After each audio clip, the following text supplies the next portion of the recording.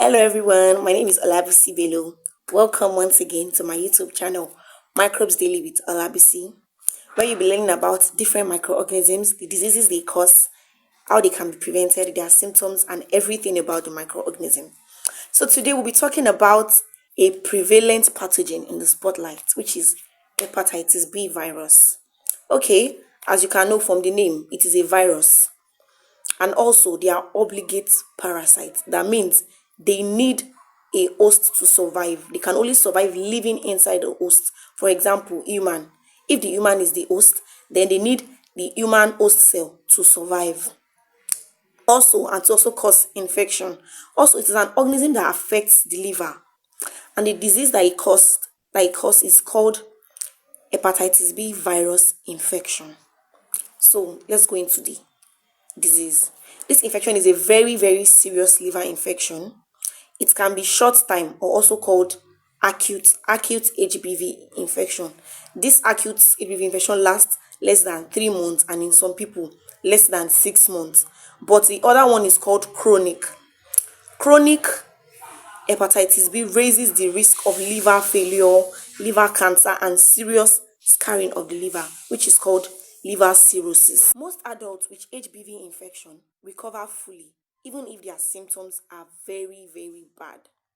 Infants and children are more likely to develop a chronic, long-lasting hepatitis B virus infection. Chronic HBV infection lingers because the immune system can no longer fight off the infection. Sometimes a chronic HBV infection might last for a lifetime. The person might have to deal with it for life. So, what are the causes of this HBV infection?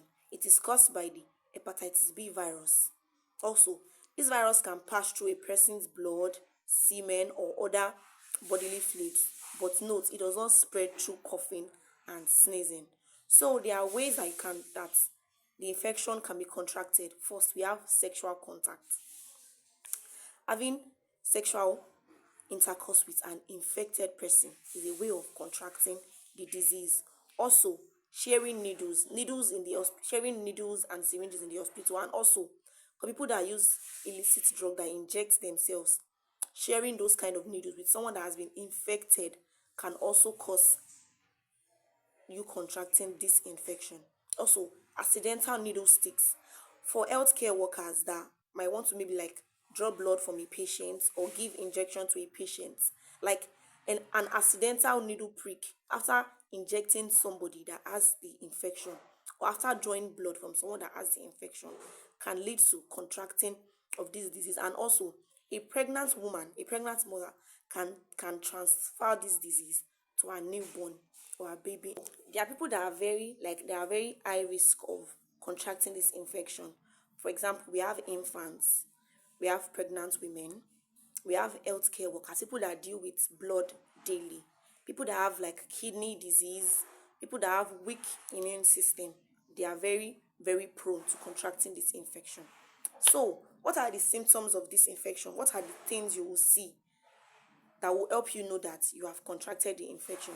First of all, these symptoms start to show within 1 to 4 months after exposure to the virus, but you can notice the symptoms as early as 2 weeks. Some people might not even see symptoms at all, especially infants and children. So some symptoms are pain in the abdomen, like the lower part of the stomach, pain in the abdomen, like serious pain, and also dark urine, darker than the normal color. Also fever is also a symptom. Joint pain, pain at the joints is also a symptom. Loss of appetite is also a symptom. Upset stomach and vomiting. We also have weakness and extreme tiredness, like you just be tired for no reason, even without doing anything. It is a symptom of hepatitis B virus.